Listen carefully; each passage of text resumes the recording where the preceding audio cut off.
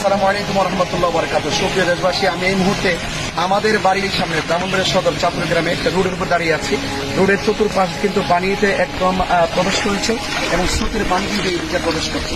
সুতরাং আপনারা জানেন যে ভারতের টানা বর্ষণে উপরের পানিগুলো বাংলাদেশের দিকে তীব্র হয়ে প্রবেশ এবং বাংলাদেশের মুষলধারে বৃষ্টির কারণে কিন্তু বিশেষ করে আখাউড়া উপজেলার অনেক সংখ্যক পরিবার কিন্তু পানিবন্দী বসে আছে। এবং পাশাপাশি আপনারা জানেন যে হবিগঞ্জের খোয়াই নদীর পার অতিক্রম করে কিন্তু পানি বিপদসীমার উপরে অতিক্রম করছে।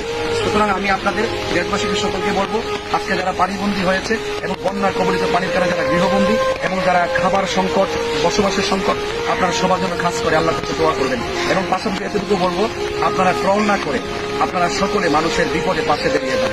আজকে মানুষগুলা ঘরে ঘুমাতে পারছে না এবং অসংখ্য আপনার কাছে আখাউড়া একটা প্রেগনেন্সি মহিলা এই বৃষ্টির কারণে হঠাৎ পানি আসার কারণে কিন্তু মহিলাটা কিন্তু হসপিটালে কিন্তু ইন্তেকাল করেছেন। আল্লাহ পাক থেকে শাহাদাতের মর্যাদা দান করুক।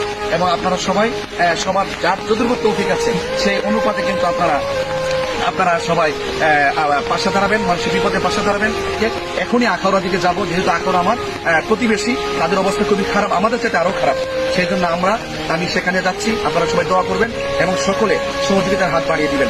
সকলে মানুষের বিপদ, আজকে তাদের বিপদ, কালকে আবার আমাদের বিপদ হতে পারে। সেই জন্য আপনারা আমাদের বাড়িতে কিন্তু একদম ওখানে কিন্তু আমাদের বাড়ি এখানে কিন্তু এত পানি কিন্তু আমরা দেখি নেই। সুতরাং এখানে যদি এই অবস্থা হয়, তাহলে যারা একটু নিচে আছে তাদের কি অবস্থা হয়েছে তা আপনারা সহজে অনুভব করতে পারেন। তো আপনারা সবাই আমাদের জন্য দোয়া করবেন এবং পাশাপাশি কোনো ধরনের ট্রল না করে আপনারা মানবিক যোদ্ধা হিসাবে মানুষের বিপদে মানুষের পাশে দাঁড়ান। যেই মানুষগুলো মানুষের বিপদে পাশে দাঁড়িয়েছিল অতীতে, তারা কিন্তু অবশ্যই আমাদেরকে অনুপ্রেরণার জায়গা। আপনারা এরকম কাউকে কোনো কিছু না বলে যার যে তৌফিক আছে সেই অনুপাতে আপনারা পানিবন্দী মানুষের পাশে আপনারা দাঁড়িয়ে যান। যেটুকু পারেন সহযোগিতার হাত বাড়িয়ে দেন। এবং আমাদের আখারও অবস্থা খুবই খারাপ এবং আমাদের বাড়ির সামনে আমি 2004 সালের পরে এই 20 বছরের ভিতরে এত পানি আমাদের এখানে প্রবেশ করে নেয়। আমাদের রোডেও কিন্তু পানি উঠে গেছে। তো সুতরাং আপনারা সবাই আমাদের জন্য দোয়া করেন এবং আমি আশা করি আপনারা সবার বিপদে পাশে থাকবেন। আজকে তাদের বিপদ আগামীকাল আমাদেরও হতে পারে। আমি কিন্তু এখানে যে পানি এসেছে আমি মনে করি এরপরে আমরা ভালো আছি।